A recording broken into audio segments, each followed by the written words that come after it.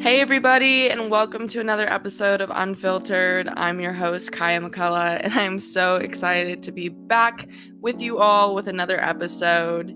You already know what this show is about. Each week we discuss topics surrounding race, politics, sport, pop culture, you name it, we talk about it, and how they impact the moment that we're currently living in. So this week I have another really awesome guest for you guys. One of my very best friends from childhood, Izzy, and I'll let her introduce herself a little bit later. But again, one of my oldest, nearest, dearest friends. I think I've known her for over a decade now, which sounds weird to say because I don't think I'm that old. But anyways, this week we're going to be talking about growing up as, two young Black biracial women in Orange County. I know I've already talked about it a lot on this show, but I think it's awesome to have other perspectives on it. And then we're also going to be talking about mental health and relationships. So hopefully you guys won't judge me too hard after this episode. But yeah, so here's Izzy. Hi everyone, my name is Isabella Angotti-Jones. I am half Black, half Italian, 22 years old. I went to Concordia Irvine, played D2 soccer. I graduated studying liberal studies, and I'm currently pursuing my master's in counseling to be a therapist. She's educated. You hear that, people? She is educated. But yeah, so for background, Izzy and I met playing soccer when we were, 10, 11? 9 or 10. I think probably turning 10. Yeah. I mean, I think we were on different teams at first, but then we ended up being on the same team for like years and years and years. So our families were always really close, and it was nice having somebody that looked like me playing soccer with me. So I'm really excited to have you here. I think your perspective is very valuable, and I'm sure people would love to hear your story. So I'm glad to have you here. Thanks for joining me. I'm excited to be here. Okay. So many stories to pick from, but the one that keeps like popping in my head is and this might not be just like one specific story, but I just remember you were always just super down to like do whatever. And I mean, you still are, but when we were in high school and we used to go to those all high school dances, and I just have this one, like, so an all high school dance was like, how normal high schools like would have their gym dances or whatever. For whatever reason in Orange County, like once a month, once every other month, there would be like a big dance with like all the high schools that were in Orange County. And so, that was the time when we were able to go to dances together, like gym dances, because it was open for all Orange County people. And so I just have this one like picture in my head, the one that was like jungle themed, and like we have the most outrageous like mismatching animal print outfits on. And I think that we posted the photo and it was like twerk team or something like that, and we were like 15 years old. But yeah. We're just excited to wear spandex. Yeah, like spandex and like a tank top and a sports bra, like not great. But to me, I don't know, that just emphasizes to me like how down you were for anything, and also just how much we've grown up together, because I would not be caught dead wearing that ever again or going to anything like that ever again. So You thought it was cute though. That's what matters. I know. We were super cute always. I look at like our old photos together like on Facebook, and I just cringe. Like, we seriously both had such a glow up. So I'm so happy for us. I know. God bless. So, when we're talking about a glow up, I think, we're talking about growing up. And I've talked a bit about it on this podcast, but growing up in Orange County as like a Black biracial woman, for me, was not easy, and I'm sure you had similar struggles. So I was wondering if you could just kind of talk about your experience very broadly, however you want to do it. What was your experience like growing up in Orange County? Well, I My mom is Italian, so and my dad worked out of state most of the time. So she always told me like you're Italian, you're Italian. So I never thought of the black side of me, not until middle school where like there was more black kids and they acted different. I would used to say that I was whitewashed, and so I was kind of caught like, oh wait, like they act different but they look like me. Like am I doing something wrong? And like the slang felt wrong, and like I tried to wear Nikes and it like felt awkward. And so I was like, maybe I just don't fit in. So it was a lot of just like trying to figure out like, am I black or am I white? But I for some reason couldn't like mesh the two together. Like I couldn't accept that I was mixed. I just thought I had to be one or the other. Yeah, I feel like that was a similar struggle that I had, just because, there weren't a ton of black kids, at least near my school. I think your school was a little bit more diverse, at least your high school. But yeah, like not really fitting either mold and then feeling like that was my problem, was one of the biggest issues I had growing up. And it took me a long time, like you said, to like reconcile the two identities. But I mean, I think what helped me was having, people who I could relate to, like you and Kenna. Kenna was already on this podcast, so people kind of know our relationship. But you have sisters, and you guys all look very, very alike. So I was wondering, like, do you think that that impacted you at all, just knowing that you had people who looked similarly to you, or who, had experiences that were similar to you? Yeah, I feel like it helped me feel like more understood. I didn't feel like such an outcast because like I had my sisters, but I also had you and Kenna. So it was almost like, okay, yeah, I look different, but I do have like friends and family that understand me. So I didn't feel as ostracized as like a only black girl in class, because I knew that I had people that also felt the same way. Does that make sense? Yeah. And for me, it was hard just because all of those people in my life, or most of those people in my life, were outside of school. Yeah. So I often felt like I had to be like a different person at home versus like at school. And in a lot of ways, I think I felt myself conforming to whiteness in a way that now I'm like, oh, like I cringe at it. But, that was what was acceptable where we were. Like, I just remember like waking up all the time and like straightening my hair, because that's what I thought like, I had to look like. And I don't know. There's a lot that I I guess regret as a kid, but I didn't really know any better. And I am glad that I was able to kind of like get out of the bubble, as I like to say. There are a few of us who are able to. But yeah, do you ever feel like you had to also conform into that kind of box that whiteness creates in Orange County, especially?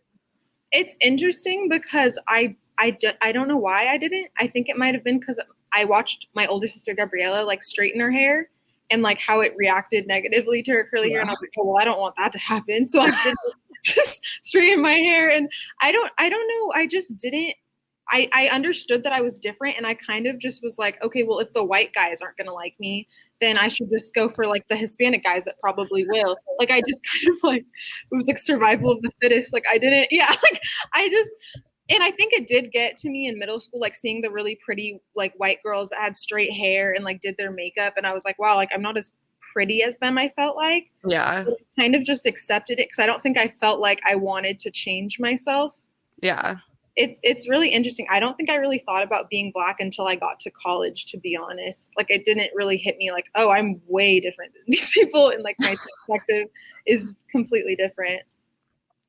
Yeah, it's interesting that you said that, because you swerved. You like were like, well, if the white men aren't gonna like me, and that was hard. And we'll get into dating and relationships later in the show, but it was hard, not really fitting that like standard of beauty, because I would say that this is a pretty universal thing, like at least in Orange County, like all the popular groups were like the white girls with like the pretty long hair who wore like the Converse or whatever, the Vans with like, with skinny jeans and makeup and hair poof and everything. And I don't know, my hair didn't do that. No. But at my middle school, there was a solid group of black kids, And so it was kind of like everyone kind of understood each other, and we were friends like separately than the popular group. And I had this experience multiple times over 4th of July in middle school and kind of in high school, where all the Black kids would go into Ladera Ranch and like meet up, and we'd all just like hang out on 4th of July. So it was fun to like be around people that looked like me. And I feel like that really influenced how I felt about being Black, because there was a group of people. So it was almost like, oh, well, like I feel cooler than the white kids now because like there's a bunch of us, you know? We have numbers, we Yeah. have power. Yeah, I wouldn't say that there was anything. I mean, at El Toro, there was like Black kids who like definitely hung out together, but I felt like we were all kind of just trying to like make our own way. Mm-hmm. And now looking back, I'm like, and I'm friends with like a lot of the Black kids now that I went to high school with that I didn't necessarily like hang out with all the time. Mm-hmm. So we definitely could have done like the whole Power Rangers thing and like gotten together and became whatever it's called. What do you call them? The like mega whatever. Definitely could have done that. But we didn't. So definitely a regret that I have.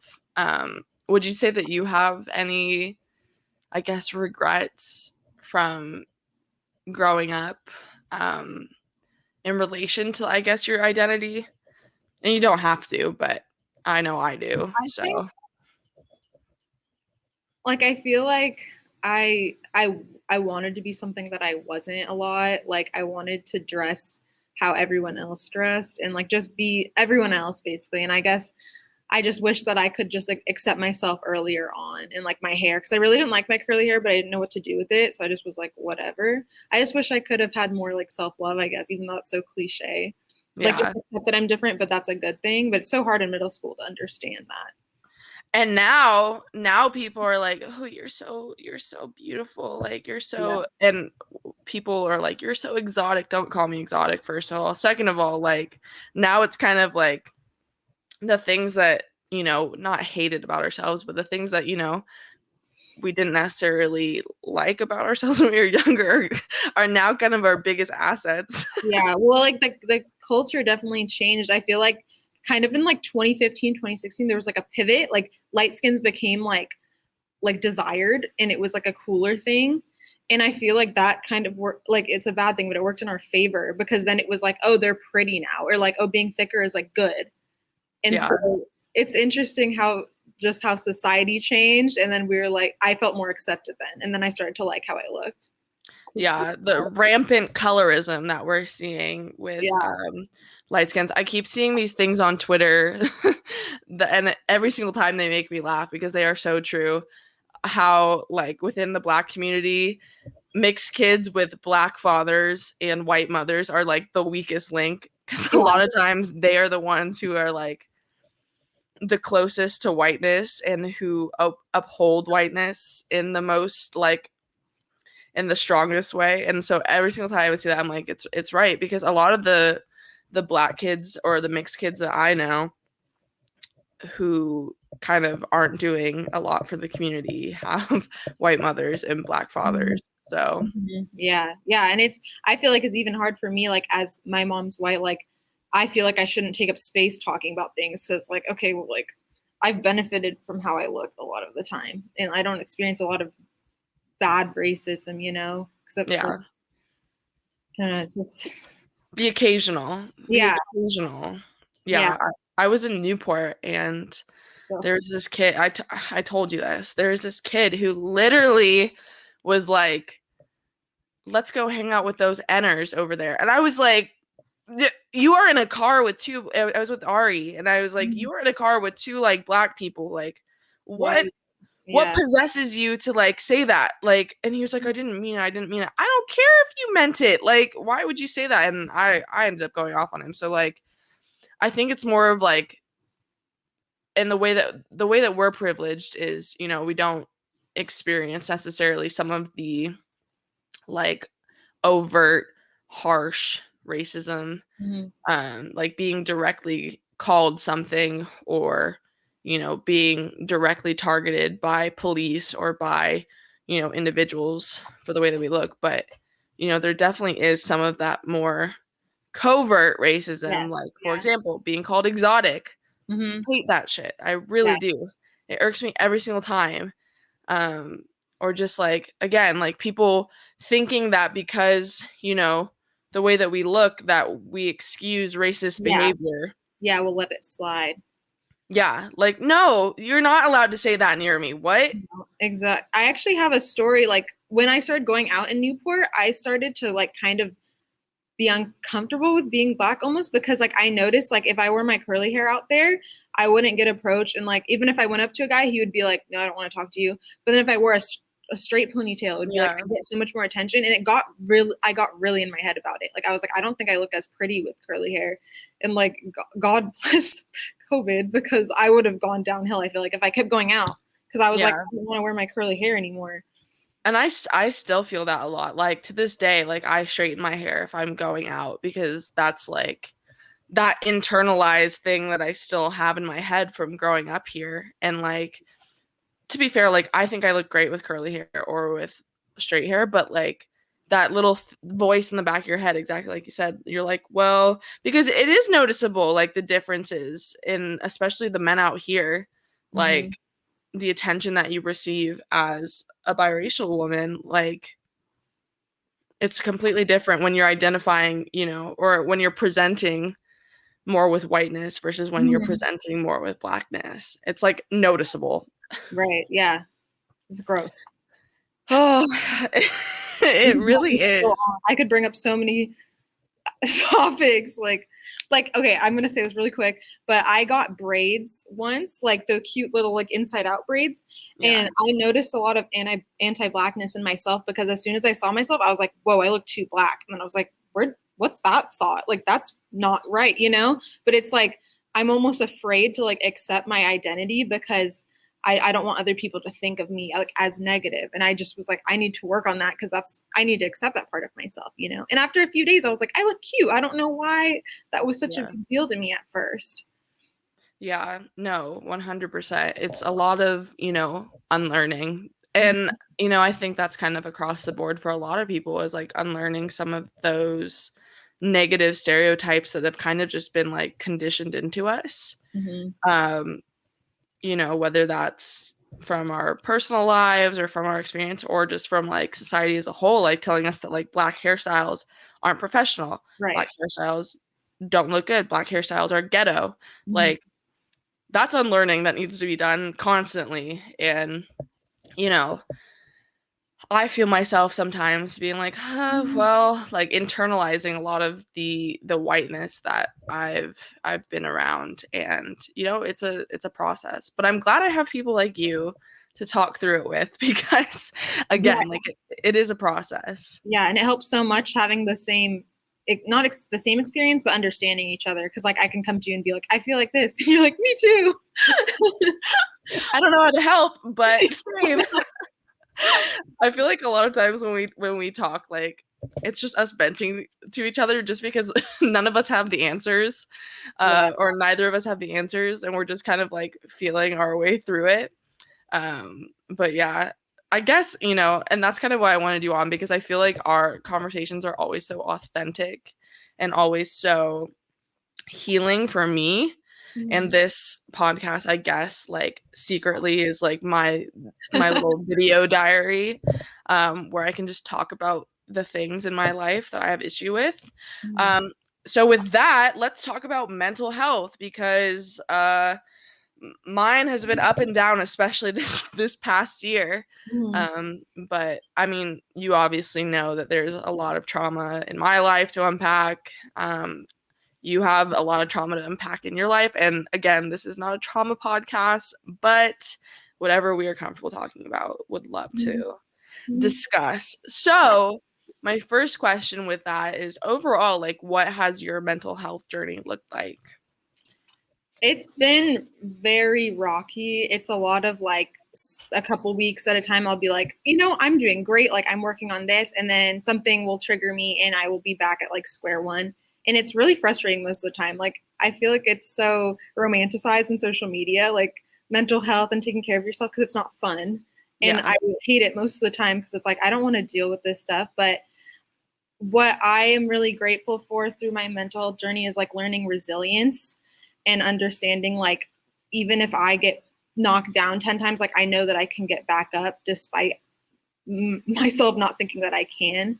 And that at the end of the day, I just know it's like, it's a journey. It's not a place where I can just get to and be like, okay, I'm done. Because I used to think that it was like that, but Same. it's not. And I feel like more people need to know, like, it's a continuous process. Yeah, I've kind of just determined that it's going to be something that I deal with for the rest of my life. And now that I've kind of resolved myself to that, and I have kind of deprogrammed myself from thinking like, okay, this is just a place that I'm going to get. Like, once I feel like this, I'm going to be all good. Because every time that happens and I think I'm in a good place, something else happens and I spiral. So I'm done with that mentality with it. But what would you say was like one of the biggest factors in you deciding to explore like your mental health and work on like actively fixing it? It was actually myself finding, I was in an abusive relationship for like 7 to 8 months. And I didn't know that abuse could be emotional abuse.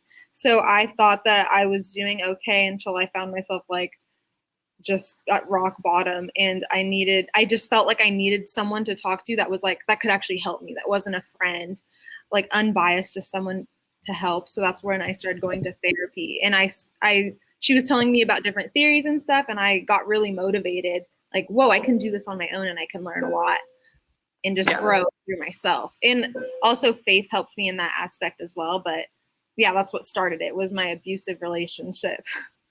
Yeah, it's tough because when you're in those cycles, I feel like you mentioned like you needed kind of an objective third party who wasn't, gonna just tell you what you wanted to hear, whatever. I feel like in my life, in those instances when I've been in situations that I probably should have exited a lot earlier, like you and my mom and my family and my friends would be telling me like, Kaiya, wake up.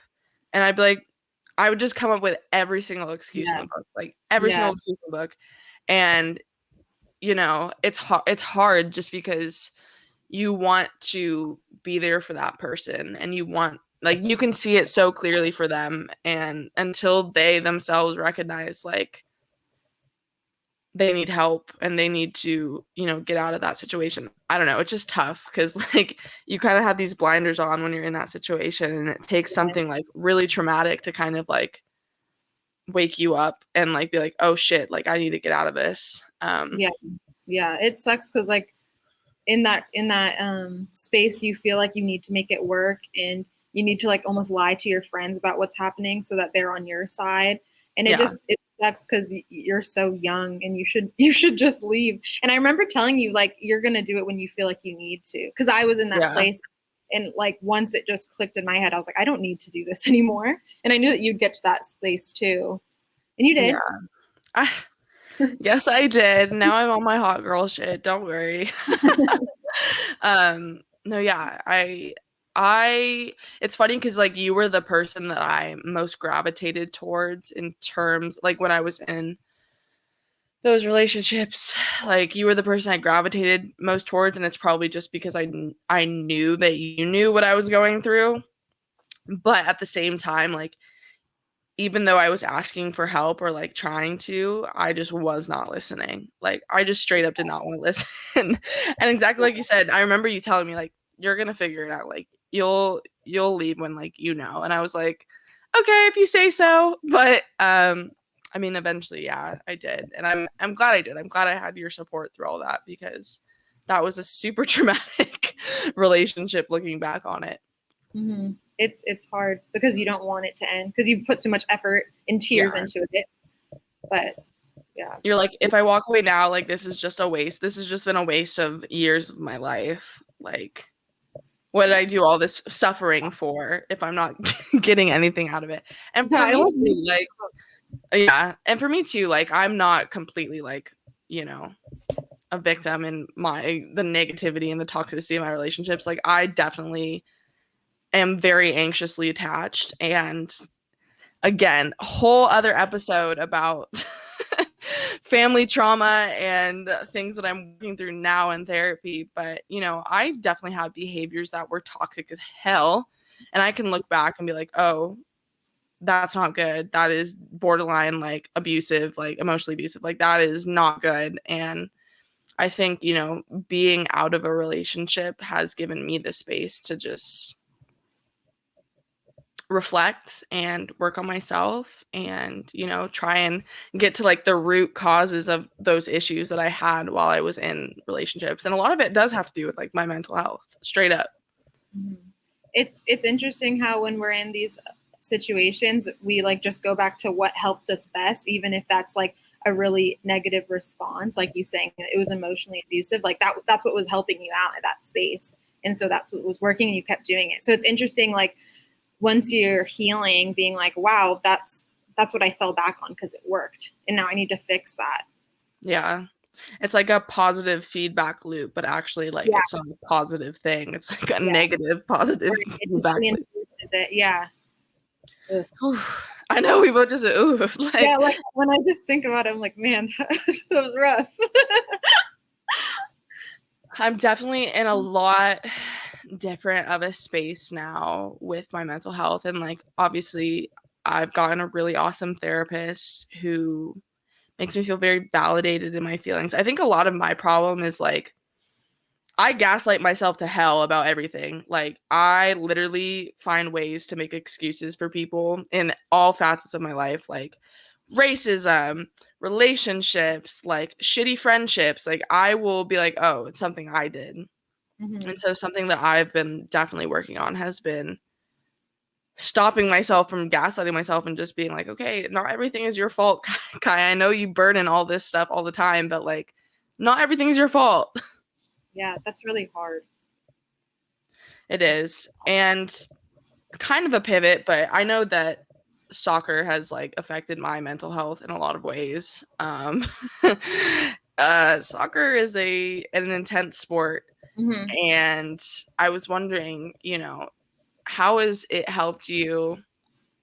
How has it helped your mental health, and how has it harmed your mental health? Yeah. Well, I'm going to start off with saying that I was really blessed to be at Concordia because my coach, for the first time in my life, my coaches like trusted me with what I could do on the field, and they saw me as a person, not just a soccer player. Like my freshman year, they're like, "Oh, like who are you?" And I was like, "I'm an athlete." And they're like, "No, you're not. Like that's not who you are." And so like throughout the 4 years, I had to really like learn myself before being an athlete, and my coaches, specifically the head coach Chris Gould, he supported my mental health. And when I was going through that really hard time of that abusive relationship and processing my trauma, he allowed me to like skip lifting to go to therapy because he knew that like if I didn't value my mental health, that I would have gone off the tracks, you know. And I look back and I'm like, I'm so grateful of his grace for that because I wouldn't have been able to perform if I wasn't able to balance the two. Yeah. No, that is really awesome of him because I feel like a lot of male coaches don't really value mental health, Right. especially with like their woman athletes. Mm-hmm. Yeah, and I think he saw how hard it was for me, like every day to like keep going, and so I'm just grateful that I had that push because I don't think I would have brought myself to therapy over soccer, and I just thank him for that because I think I would have sunk. Honestly, I wouldn't have been able to perform, and I think soccer kind of kept me afloat in a way because I had an escape to be able to not think about things for a certain amount of time every day. Yeah, and very similarly for me, like soccer for most of my life has functioned as an outlet for a lot of, trauma that I experienced in my life. Like soccer has been there for me since my parents got divorced. Like it has been the one activity that both my parents would go to together. Even when they hated each other, they would always both support me through soccer. And so in a lot of ways, I think it was a very healing experience for me. And so I've kind of kept it as that throughout my life. Like, again, it being an escape, it being a method of coping. I think in a mostly healthy way. Like, I was just able to perform, I was able to improve, and obviously, exercise is good for your mental health kind of thing. But my experience, like, again, college was awesome for me, but my experience going pro, like, my mental health fucking tanked. And I think part of that was because of COVID. Part of that was because a lot of the racial reckoning that we saw. The league that I was playing in has a long way to go in terms of like racism. And so I was just constantly being subjected to like all this trauma. And so suddenly for me, soccer became not a safe space. In fact, it became the antithesis of that. Like it became someplace that was harmful and scary. And, you know, I'm still dealing with that. Like I'm not playing right now because I've been associating soccer with everything negative that happened to me last year. And so, you know, part of me is like wanting to preserve that as what it was for me throughout my entire life, like a safe space. And I feel like if I keep playing almost, it's going to keep being corrupted until I can change the way that I'm viewing it in my head right now. So definitely some positives, but also a lot of negatives, at least in my life. Yeah, it's just interesting how it shifted so much. And it's interesting also, like, once you were alone in it, like your parents weren't there all the time and it wasn't as much of a healing space, it just blew up in your face almost. I didn't think about that. Yeah, you're right. Like once it was, I always thought of it like once it became like a job and, and it wasn't just something for fun, like it was Right. actually a way to like sustain myself. I was like, but yeah, what is this? No, but yeah, I guess too, like my parents weren't really coming. And again, that could be because of COVID. I'm sure they would have showed up. Right. But yeah, like soccer I think can be healing, and sports in general can be really healing, but I feel like there are also a lot of negatives with sports, especially when you have coaches who are abusive, Ugh. which is so prevalent. Yeah, no, I coach high school and it's so sad to see some girls be like, I'm losing my confidence because my coach says that I suck. And I'm like, wow, why is he a grown man saying that? You know, like it Yeah. just is so sad. It's gonna affect them for the rest of their life. And I know so many girls that like experience eating disorders because of their coaches in college. Yeah. It's terrible. Like, And it starts really young too. yeah, Like it's not just college. Like I mean, I think we were lucky enough to have pretty good coaches.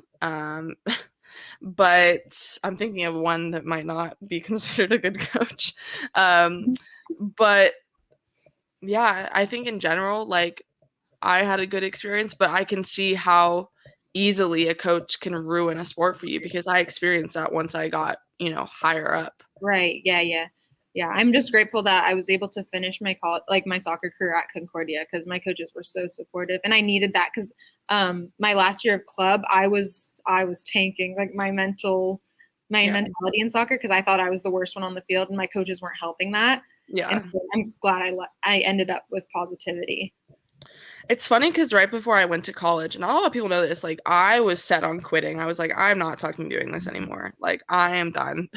Because Yeah. same thing, like I kind of was just really jaded with it, and I had been experiencing just like a lot of I guess rejection in soccer. Like I was going in with like the youth national teams and like not getting a ton of playing time, and I don't know, just a whole variety of things. And it took Sean being like, Kaiya, what are you talking about? Like, you are a fantastic player, person, leader, like, woman. Like, what are you talking about? Like, you're going to kill it in college. Like, you're going to be great. And so, in that way, coaches can be really, like, Yeah. affirming.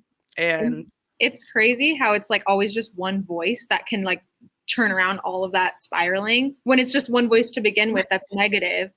Because I had the same experience. When I was on beach, I like was so nervous all the time, and I messed up in front of Shane after I had committed. And after the game, I went up to him and I was like, "I am so sorry. Like I messed up here and here." And he's like, "Dude, like relax. Like you're fine." I was like, "What? I'm not in trouble."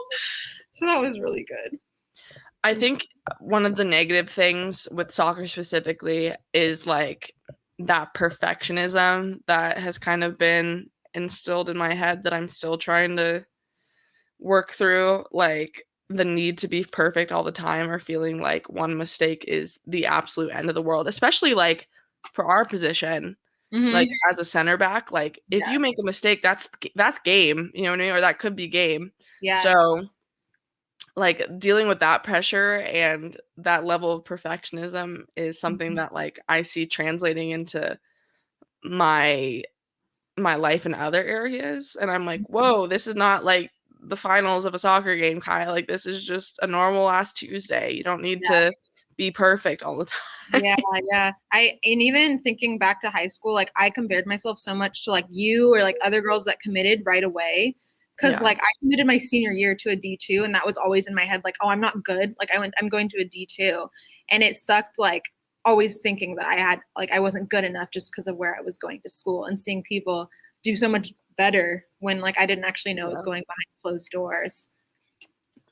But also I feel like I am a firm believer in like everything happens for a reason, and like it seems like Concordia was like exactly the perfect fit for you. It is what you needed, like not only with soccer in your life but with the other areas in your life.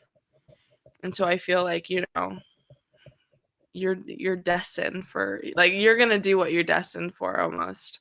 I don't know.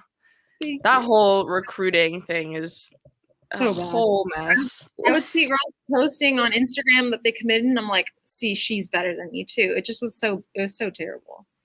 But, and this is the last thing I'll say about soccer because I want to move on to relationships. But like, for me, one of the things that I have been trying to unlearn is putting my self-worth in being a soccer player.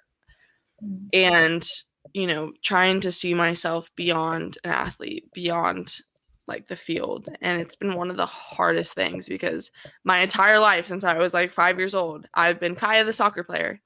I've been Kaiya the star soccer player. Like, that is all I've been. I mean, and I'm not. Like, I'm super smart. Like, I do all my activist work, whatever. But I have to like remind myself, I'm like, Kaiya, you're not just a soccer player. Like, your whole identity. Yeah, like your whole identity is not wrapped up in your sport. So yeah, I can't imagine like the level that you got to, how it has affected how you see yourself. it's crippling. I commend you for going to therapy now because of it, because I bet it's really helping you.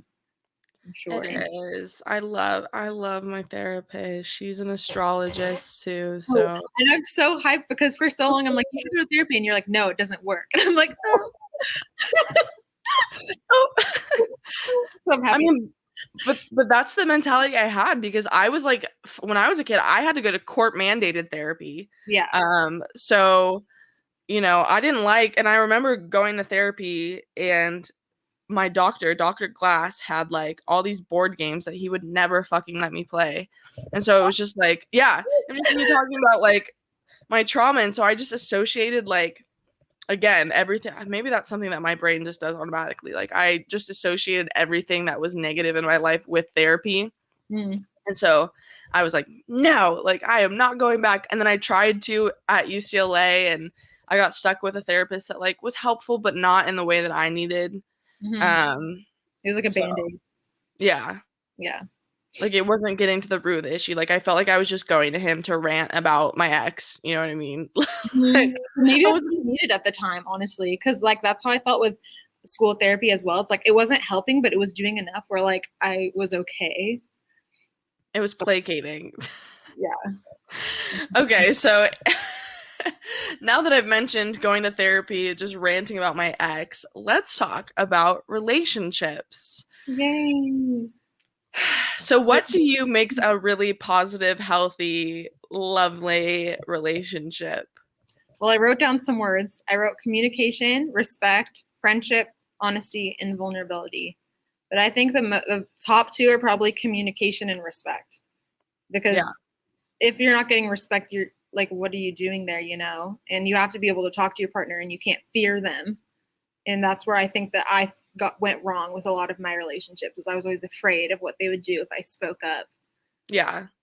Like, oh, that's such a bit. I just got chills. Like, it's such a big one because like when you get to the point where you're like, if I say this, then he's gonna leave me, or if I say this, he's gonna like not talk to me. Like, get out, bro. Get out. That is red flag numero uno. And it goes back to anxious attachment. Like, that's totally an anxious thing to do. Like, oh, I can't say anything because I don't want to be alone.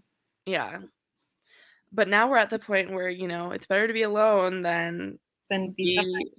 Yeah, than be suffering. So on suffering, then, you know, what would you say is an unhealthy toxic relationship? Like, what are some of the signs? What are some of the flags, I will call them?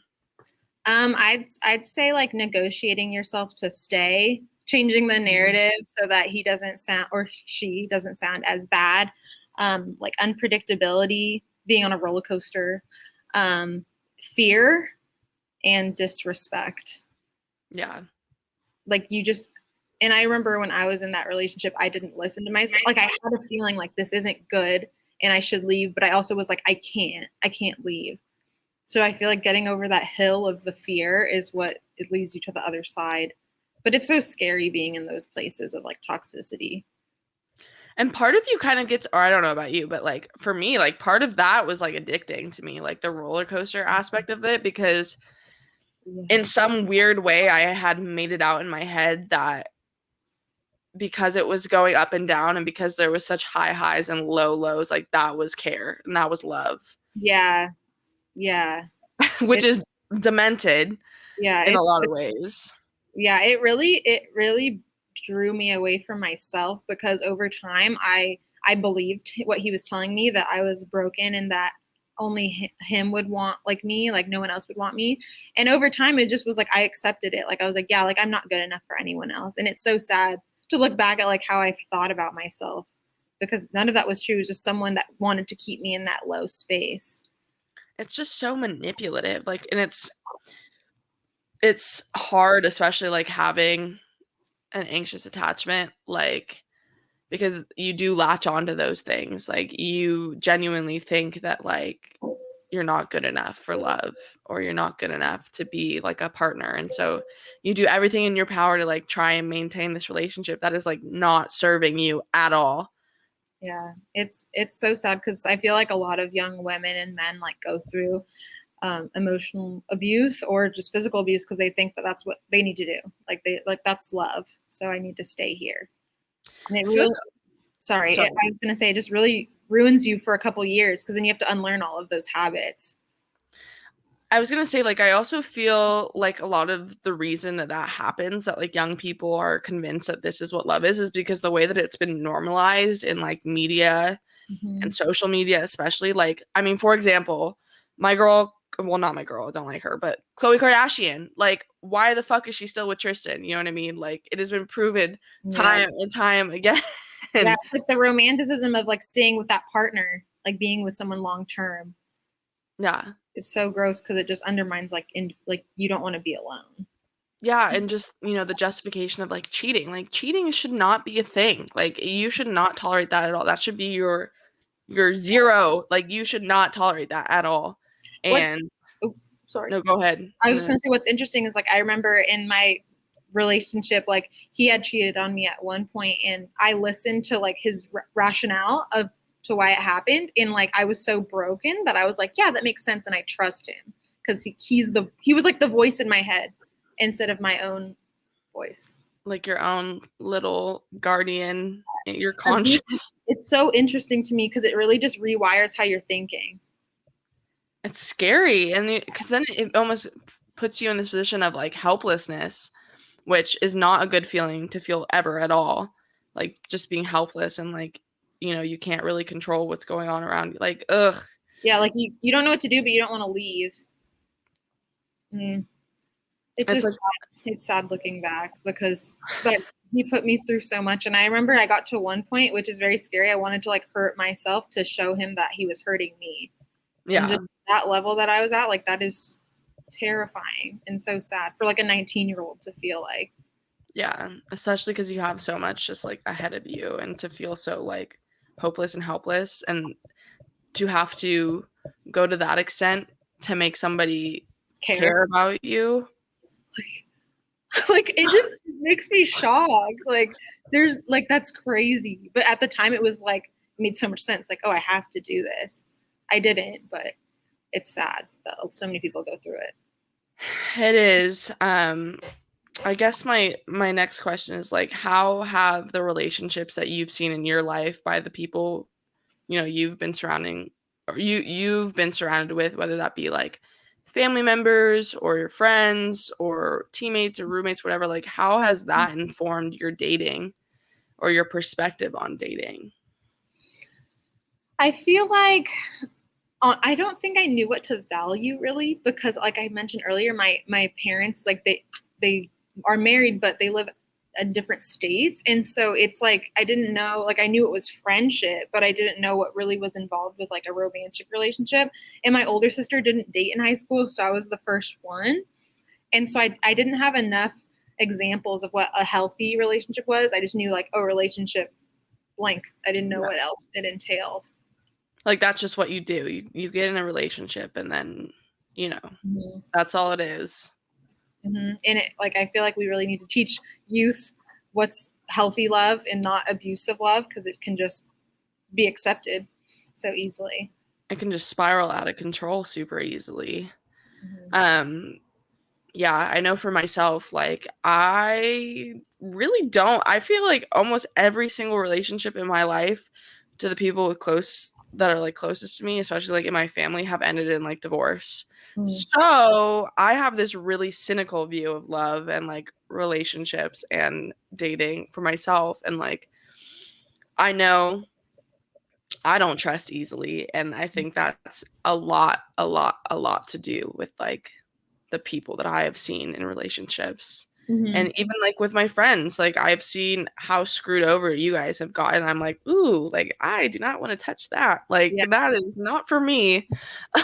But I mean, seeing you in like a healthy place now, knowing what you've come from does give me hope. And I'm like, oh, okay, well, we can pave a different path for ourselves despite the past and despite the trauma, and despite what we're used to. Like, there's hope in one way. Yeah, and it starts with you. Like, I always thought that, like, oh, a guy is gonna, like, a knight in shining armor is gonna save me, but it's yourself. Like, I worked so hard last summer on my mental health, and it was really hard most of the time. But I feel like going through that hard work, I was able to like present myself in a relationship in a more positive way, in a healthy way. So I was able to see, like, after I went through so much therapy, I'd like talk to guys and be like, why is he acting like this? This is so stupid. Yeah. Where in the past, I'd be like trying to get his attention, or like, playing along with the games. And with my boyfriend now, Tristan, it's like just so real. And I didn't have to fight for, acceptance or anything. I just could be myself. And I'm very grateful for that. It makes my small shriveled heart so happy. No, stop. I don't know. It's like a lot of that I've learned in therapy has helped in my relationship, and I think I contribute sometimes a lot more than he does. Like, he's like, you've taught me like communication and blah blah blah. It's like because I've spent years working on myself. I've spent years cultivating these techniques. Literally, because I just came from like ground zero, and it's really helpful, like focusing on yourself before you focus on anyone else, because it's not going to work. It's interesting, like what you said about now noticing behaviors in like men, especially that, you might have like a romantic interest in, because the same thing has happened to me. Like, I'll see something, I'm like, no, that's a red, like, no, deal breaker. And like before, I would have done anything possible to like excuse it and to, kind of just appease that he'll want me and blah, blah, blah, blah. Now I'm just like, I don't care if a man wants me. That's not very high up on my list of priorities. Like, I'm cute, I'm awesome, I'm wonderful. If somebody has one thing that I don't like, I don't have to date them. You know what I mean? Yeah, and I think that there's places that you can compromise and work on, but it can't be like communication. Like in the past, I'd like compromise, like, oh, he's just not good at texting, and I'm like, okay, shut up, like. No, yeah, I'm not saying like don't compromise, but like I feel like I was compromising on things that were actually deal breakers for me. Exactly. And I just didn't know yet. Yeah, no, and now you're able to be like, I'm not going to do that again. No, thank you. Yeah, not going down that road. You can't fucking text me back with an appropriate time. No, sorry. Like, I'm not going to play mind games with you. Like, I'm a grown woman now. Well, kind of grown. I'm a grown woman now. So, no thank you. And you really don't have to do anything for the right attention. Like, I feel like in the past I was doing way too much for what I thought I deserved. You don't need to do anything. Yeah. It'll come. I'm Yeah. manifesting. I feel like when I went out with Tristan, I was just like, oh, let's see if he's cool. And he actually was. Like, I was like, huh, that's different. Yeah. This is odd. This is a peculiar feeling. Okay, well, I guess my like last big question for you is, what advice do you have for young women especially, but anybody really who's going through, you know, some sort of toxic cycle of either abuse or just, you know, a relationship that is just really bad for them, and they, you know, can't really seem to get out of it, and the cycle just keeps going. What advice do you have for them, in general? I would tell them that they don't deserve what they're experiencing, first of all. I told them to listen to themselves because like your intuition is going to be right overall. Like even if you want to stay with them, listen to what your heart is telling you to do. And then I would also say if you think that you're in an abusive relationship in general, like emotional abuse is still abuse, you should look up red flags like for emotional abuse because that's what set me off into breaking up with my ex-boyfriend is like looked at it and I counted like out of 30 bullet points there was 22 that he did to me and I was like this isn't right. So I think just trust yourself, trust your judgment because you probably are correct that you need to get out of that situation. It's funny you just said that because I literally saw a tweet, I think today on Twitter, that was like, if you're looking up on the internet, like, if you should leave, like, maybe that's a sign, sis. Yeah, no, and I remember like I would like tell my friends what would happen, but I'd like tweak it, and that's a red flag too. Like you shouldn't have to switch up the storyline. Like if you're being hurt, and it's okay to leave. It just I feel for whoever's out there that is hurting. Like you don't deserve it. And, you know, I feel like a lot of the way that that sort of cycle continues is that, The high. well, the high, and the person just makes you feel like alone in a way, but, you know, in having this conversation with you and having conversations with plenty of other of my friends, like, I know that this happens a lot more frequently than I think we're all aware of. So just knowing that, like, you're not alone, like, people have gone through something similar to you, if not exactly the same, like, similar. And there are resources out there and people who like love you for exactly who you are and who want you to be happy and healthy and thriving and prosperous and not suffering just because you feel like, you know, you need this person, you need XYZ in this romantic way. Like one thing that one big area of growth that I've had is like not putting all this value into having a romantic relationship. Like I am so fulfilled by my friendships well, maybe not right now, but like a lot of the time, most of the time, I'm so fulfilled by like my platonic relationships and just my friendships. And I think, you know, being able to focus on like other areas of your life and, you know, different places where people love you and appreciate you is so important too. Yeah, and feeling that genuine love, like for just being yourself. Then when you see people don't respecting that in romantic relationships, you're like, I don't need that. Like I have these friends and I have myself that fulfills me. Exactly. Like I even hesitate to like this is not me saying that men and women cannot be friends because they absolutely can, but like I value my girl friendships, my friendships with other women so much just because a lot of times I feel like when I try and be friends with like cis straight men, even if it's like the most platonic thing on my end, like I always have this creeping suspicion in the back of my head that I'm like they're trying to hook up with me. Yeah. Like, and you're usually right. I mean, but yeah, so I've really gone into leaning on myself and my family and like my really close friendships and like nurturing those, and I feel very, very fulfilled. I mean, I've been single for almost a year and a half now. I know. I mean, thanks COVID.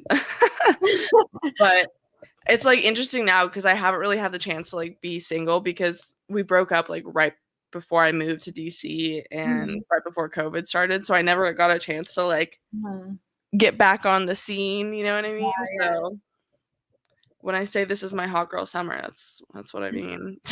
You have that vaccine in you. Yeah, second dose. I'm injected. Okay. It's But yeah. really about to be some hot girl shit. I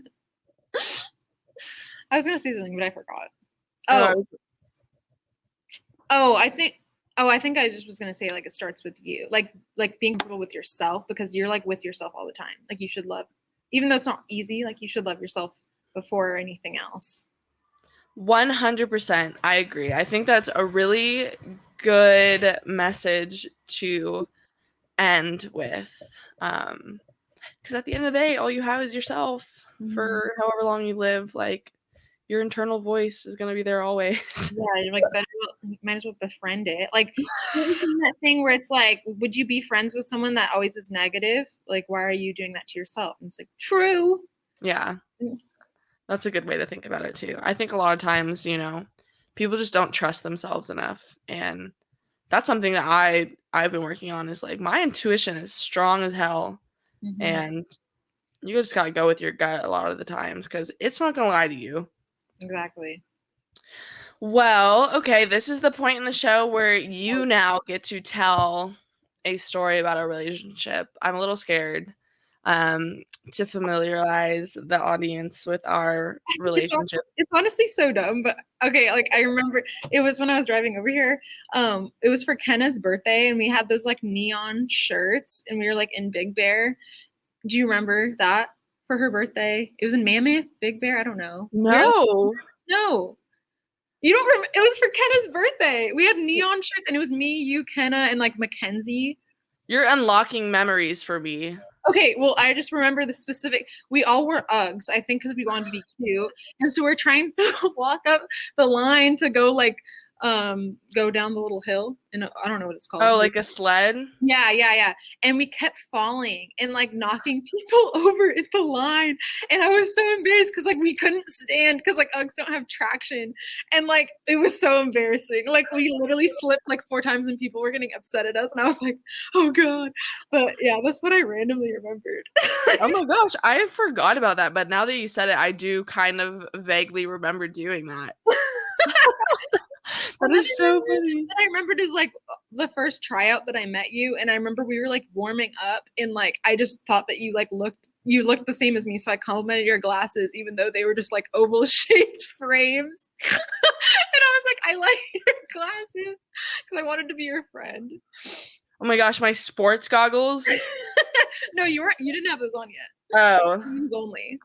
Oh my gosh, that must have been like super OG.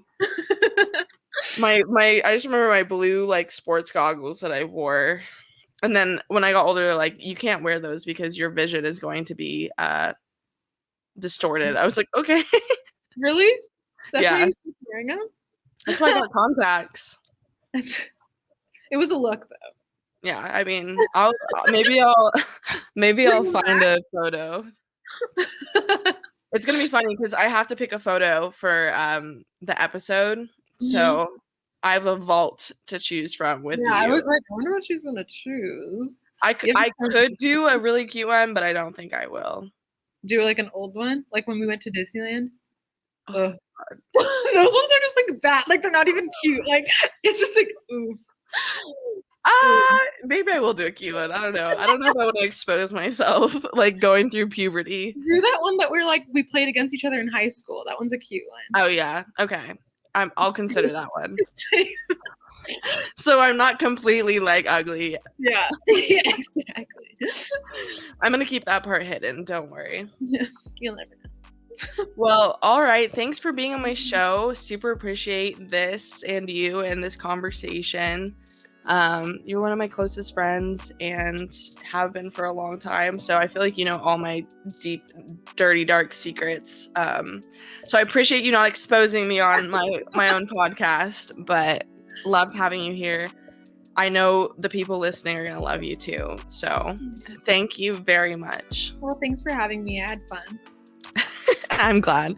Well, that's it for this show this week. Make sure you subscribe, rate, and review because it helps us I don't know exactly how those algorithms work, but I know it helps. Make sure you follow us on both Instagram and Twitter at Unfiltered WKM. Check out merch at 2centsports.shop to support the show. And make sure you tweet us the comments. Let me know what you think about this episode and any other episode. I love hearing from you guys. My DMs are usually always open. So that's it for this week. Thanks for listening if you're still here. Appreciate you greatly.